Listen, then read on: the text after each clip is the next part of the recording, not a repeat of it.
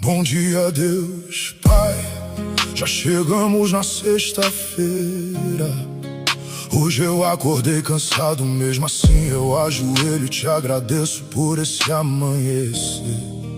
As batalhas da semana foi pesada, mas a tua mão poderosa me sustentou. Tentaram me derrubar, mas eu continuei de pé. Tentaram apagar meus sonhos, mas o Senhor renovou a minha fé. E já me levanto com coragem, com gratidão e determinação, porque eu sei que nenhuma batalha é maior do que o Deus que habita no meu coração. Cuida desse filho seu, Senhor, abre portas que